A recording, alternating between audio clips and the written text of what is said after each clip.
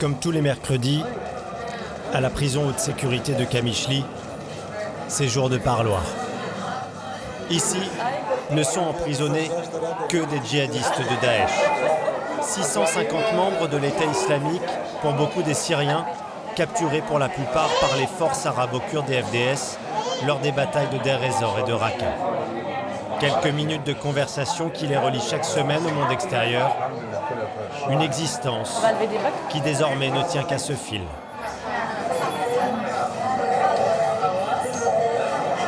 À 24 ans, Abderrahman était l'un des cadres indispensables de l'organisation de l'État islamique. Ce mercredi, le comptable de Daesh patiente avant la venue de sa famille, qui tarde ce jour-là.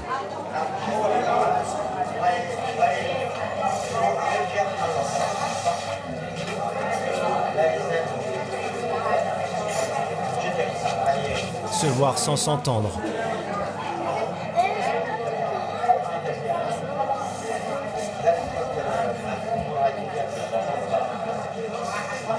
Se voir sans se toucher. Condamné par un tribunal kurde, Abderrahman doit rester encore 6 ans et 6 mois en détention. Lui, ses 2 femmes et ses 7 enfants vont ainsi mener des vies parallèles. Chaque semaine suit le même rituel. Sa famille quitte le camp de déplacés où elle a trouvé refuge pour le voir dans cette pièce dépourvue de toute intimité.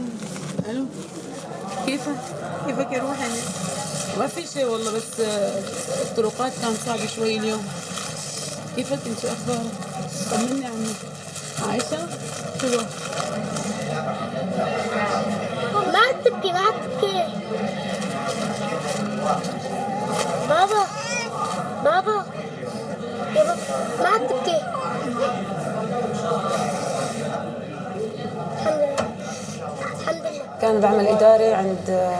Il a commis une faute en allant avec Daesh.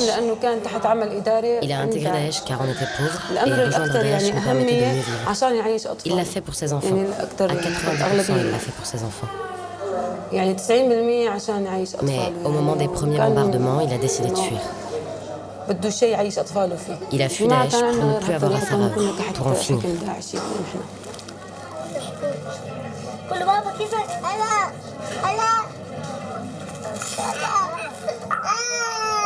D'abord soldat, il déserte l'armée de Bachar aux premières manifestations.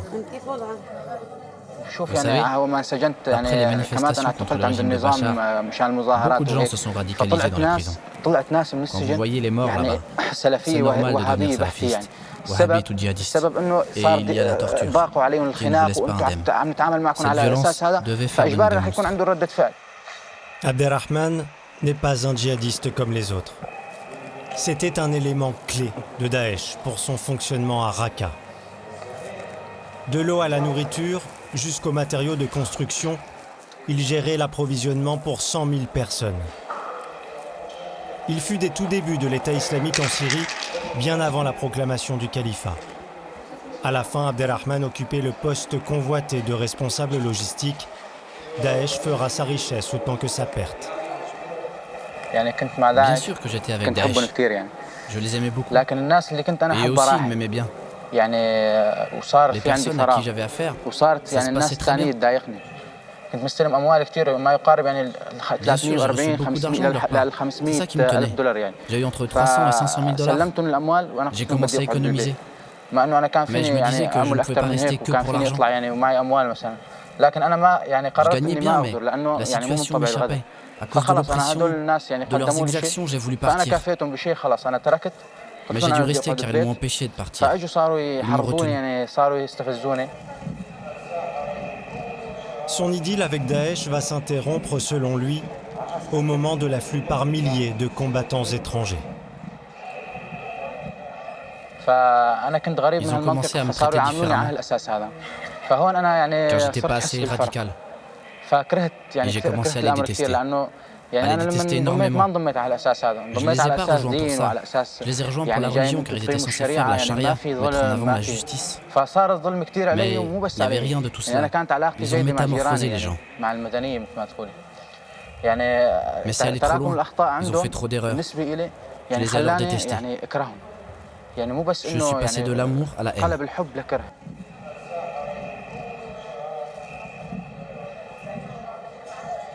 Des djihadistes surveillés de près par l'administration pénitentiaire. À leur tête, une femme, une kurde, ne portant pas le voile au milieu d'ultra-radicaux, en apparence un choc des cultures, mais pas pour Abir Massoud. On peut avoir une idée préconçue sur Daesh. En fait, j'avais peur. Mais malgré cette peur, je devais les respecter. Je me suis demandé si je pouvais rentrer sans foulard à l'intérieur. Si sans foulard, ils allaient m'agresser ou me demander pourquoi je ne portais pas de voile. Mais rien de cela ne s'est produit. Il n'y a eu aucun incident. Non, au contraire, tout s'est bien passé.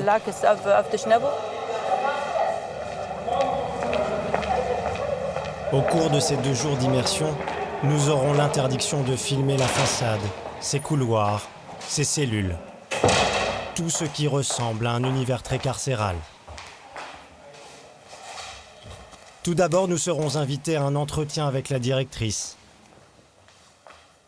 Persuadée de l'efficacité de sa méthode de déradicalisation. Quand ils font ce genre de dessin et qu'ils nous les offrent, ça veut dire qu'ils ont déjà fait un grand pas. Pour nous, ça compte beaucoup. Ça, c'est une sorte de cadeau. Et quand des détenus envoient ce genre de cadeau au directeur de la prison, on peut considérer que notre travail a porté ses fruits. Ils prennent conscience que Daesh leur a insufflé des idées sombres. Ici, ils voient de nouveau la lumière et acquièrent une autre compréhension de la réalité. Exemple avec cette femme qui porte une torche. Des djihadistes l'ont dessinée. Ça symbolise une femme libre. Une personne habitée par une idéologie radicale ne sera pas prête à dessiner une femme libre.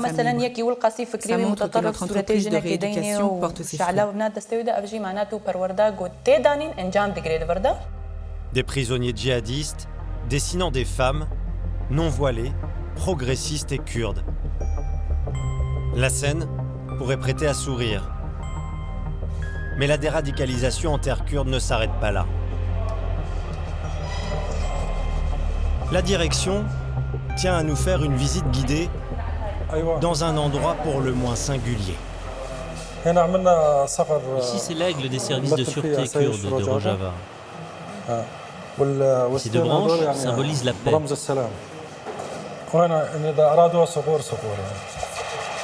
Bienvenue dans l'atelier de modélisme de la prison de Kamishli.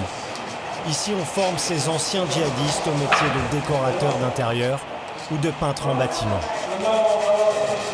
Objectif, les réinsérer dans la société syrienne. Là, c'est 15 cm. 15, tu m'as compris? Là aussi, c'est la même longueur. On s'entraîne à faire des maquettes très orientées, tout simplement à la gloire de Rojava, la province autonome kurde, ou d'Öcalan, le leader vénéré du PKK, le parti des travailleurs kurdes qui contrôle en sous-main cette prison. Hé les gars, faites attention, soyez attentifs au travail de votre collègue. Regardez comment il prend les mesures, et comme ça, tout le monde progressera. Avant de transmettre son savoir, Saïef était un combattant djihadiste, arrêté juste avant de commettre un attentat suicide, d'après le renseignement kurde. En prison depuis 8 mois, il rêve désormais d'ouvrir un cabinet d'architecte.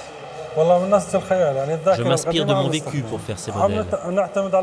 J'ai le sentiment de voir mon pays d'avant la guerre. Ici, je ne détruis pas, je construis. Avec ces maquettes, c'est comme si je voyais la Syrie d'avant. Avant l'invasion, avant l'arrivée de Daesh et avant les idées islamistes. Mon pays était comme ça. C'était ça le tissu social de mon pays. Un Saïef qui montre un tout autre visage que celui qu'il présentait il y a encore quelques mois.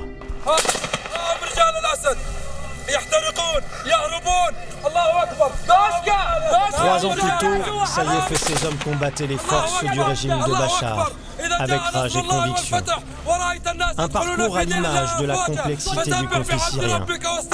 D'abord chez les rebelles de l'armée syrienne libre, puis avec Daesh en 2015. 6 ans de guerre civile ont laissé la Syrie exsangue.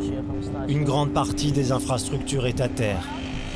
Le nord-est du pays est de facto contrôlé par les vainqueurs, les Kurdes, des YPG.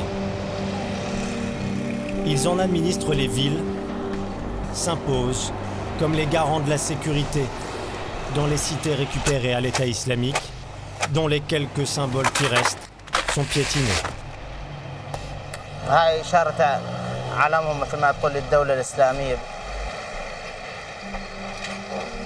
La guerre n'est pas finie, mais pour les Kurdes, l'après-guerre a bel et bien commencé. Pour les autorités kurdes, l'enjeu est majeur, à savoir obtenir la reconnaissance internationale tant espérée. Les autorités de la province se positionnent sur le dossier crucial de la gestion des djihadistes, des combattants dont personne ne veut. La porte-parole des YPG, Nisrine Abdollah, appelle donc à la responsabilité des Occidentaux et des pays arabes. Notre collaboration avec les Occidentaux vise à garder les djihadistes loin de leurs frontières. On rééduque les Daesh, mais on ne sait pas si ça va donner des résultats. Mais ces pays avec qui nous collaborons doivent bien mesurer le risque que représentent ces gens-là. Mais que se passerait-il s'ils étaient relâchés? Ils peuvent être instrumentalisés et se réorganiser chez des pays ennemis à la France, l'Angleterre, les États-Unis. Nos partenaires doivent bien en avoir conscience. Les Occidentaux sont donc prévenus. Les Kurdes de Syrie veulent négocier via les djihadistes prisonniers. En attendant, à la prison haute sécurité de Qamishli, l'écho de la guerre n'est jamais très loin. À l'infirmerie, les combattants blessés dans les différentes batailles font la queue pour être suivis. Ce jour-là, 2 adolescents de 14 ans débarquent pour être soignés. Découvrant leur jeune âge, la direction, pris de court, tente de trouver une solution.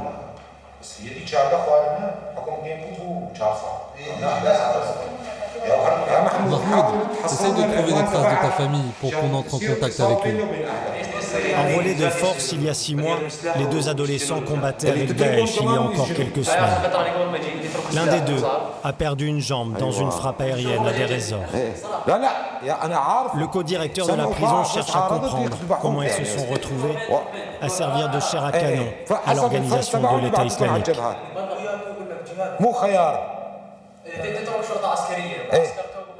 T'es d'abord arrêté par la police militaire, enfermé. Ah oui. T'es ensuite incarcéré dans un camp qu'on appelle Rédemption. Après avoir subi ces châtiments, on t'envoie après au front. Au front? Ouais, au front. Et bien sûr, tu peux mourir. Et qui décidait sur quel front tu serais envoyé? Contre le régime ou contre l'armée libre? Mais tu combattais contre le régime? Non, jamais. Quand le débrief militaire s'invite plus ou moins spontanément à l'infirmerie.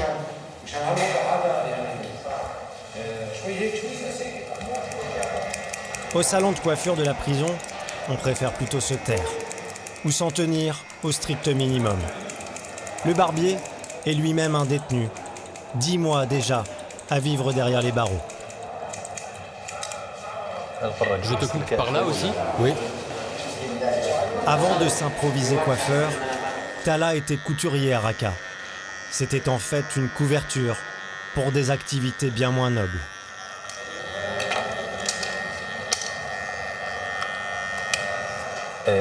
J'étais trafiquant d'armes. Oui, trafiquant d'armes.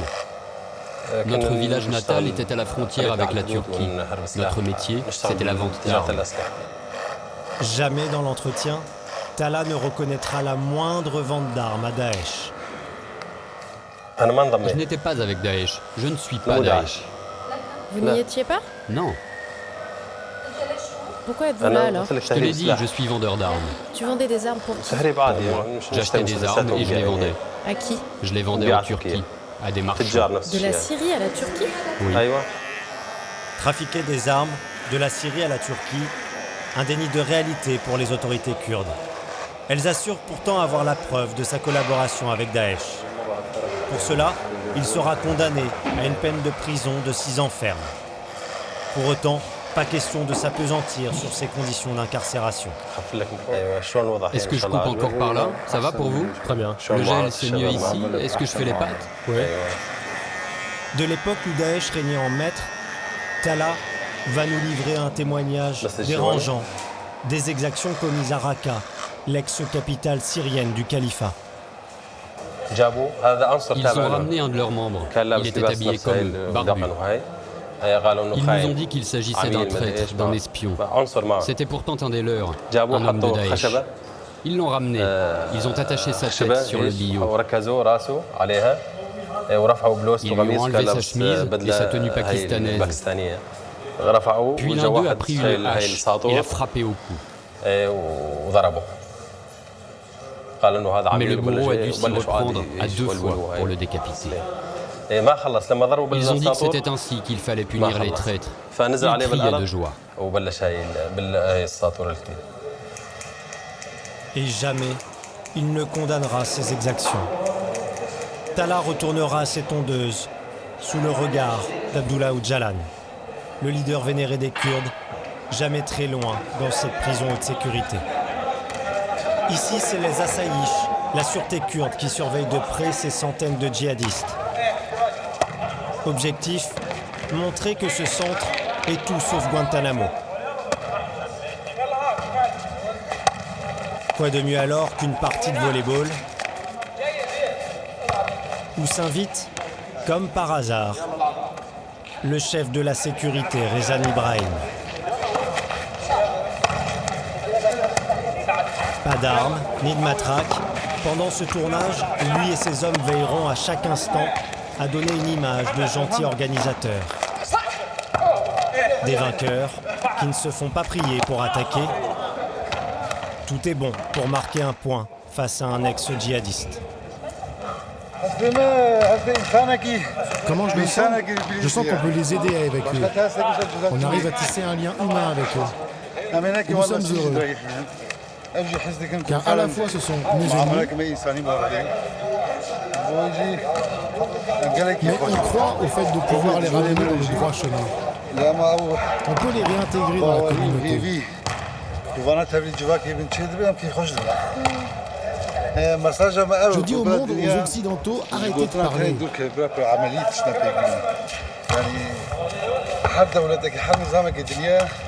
Combien de pays, de systèmes brandissent des slogans, se proclament démocrates, défenseurs des droits de l'homme, mais ne le sont pas. Ce ne sont que des paroles. Mais s'ils faisaient ce que l'on fait, on irait de l'avant et on pourrait résoudre beaucoup de choses. Donner sa chance aux détenus d'être un homme nouveau. Vœu pieux ou propagande? Peut-être un peu des deux. Combattre la radicalité en retournant en classe, l'éducation ou plutôt la rééducation, les autorités kurdes en font un point d'honneur de leur programme idéologique. Chaque jour pendant un mois, cette vingtaine de djihadistes assistent à des cours. La science ne doit pas se contenter d'une étude partielle, mais elle doit tout traiter, tout englober. La science, une obsession dans le discours du PKK, le parti des travailleurs kurdes qui contrôle cette prison via le mouvement des YPG. Un cours de science pour autant très peu académique. Le but n'est pas de transmettre en tant que tel du savoir. Avant le début de la guerre, ce professeur était un ancien décorateur d'intérieur. Il y a une théorie astronomique qui dit que quand le Soleil se lève, les étoiles disparaissent, et ainsi que les autres planètes et la Lune. Et cette même théorie est utilisée par les systèmes autoritaires et répressifs.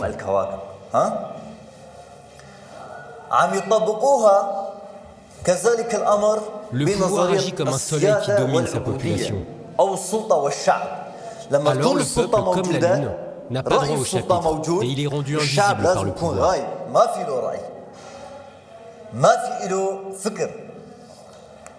De l'astronomie à la théorie politique, le pas est vite franchi.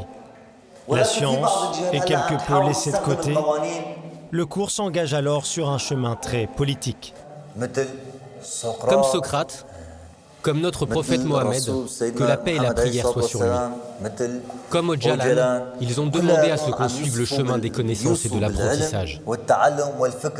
Et bien sûr, il y a certains versets du Coran qu'on peut citer en résumé. Comme le dit notre Dieu, qu'il soit loué le Tout-Puissant et le Miséricordieux. Ces gens-là ne pensent-ils pas? Ne comprennent-ils pas? Ne voient-ils pas? Ces interrogations signifient quoi selon vous?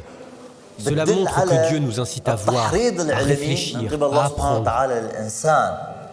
Un professeur marxiste aux références religieuses, même les anciens membres de Daesh n'iront pas s'aventurer sur le terrain coranique.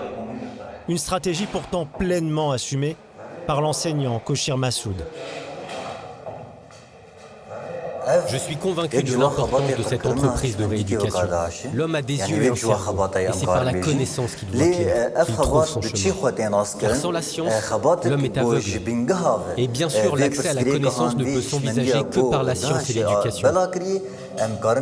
Il faut donc comprendre de quoi se nourrit Daesh pour pouvoir rééduquer ces gens. Rééduquer, l'obsession de cette prison académie. En son temps, Daesh lui aussi pratiquait une forme plus radicale de rééducation. Abdelrahman, le comptable de l'organisation de l'État islamique, avait alors suivi ces cours d'endoctrinement religieux. Après, des gens de Daesh sont venus. Ils nous donnaient des cours d'idéologie et de raffermissement de la foi. Ils nous ont dit qu'au départ, ils ne voulaient pas imposer la religion par la force. Mais très vite, leur objectif s'est révélé au grand jour. La religion était leur obsession. Et pour des sunnites comme nous qui avions souffert du régime de Bachar, il était facile de nous amener sur ce terrain-là. Au début, ils nous ont donné des formations et des cours de charia, des cours théoriques. Comment on doit se comporter, comment on doit construire cet État islamique.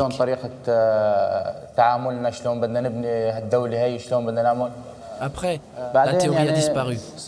Il n'y a eu que des combats. Est-il possible ainsi de se déradicaliser?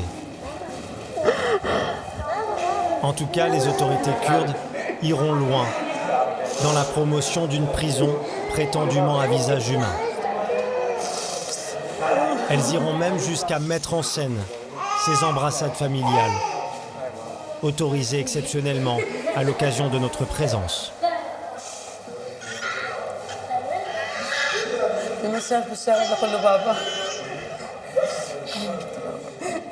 À partir du moment où je suis parti de Raqqa, je suis devenu un hors-la-loi. Mes voisins m'avaient prévenu que les services secrets de Daesh étaient à mes trousses, qu'ils avaient brûlé ma maison.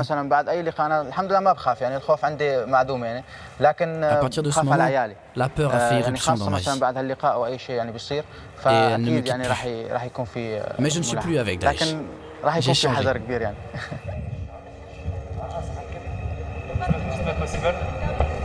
Alors que nous souhaitions interroger Abdelrahman dans sa cellule, la direction a préféré mettre fin à ce tournage.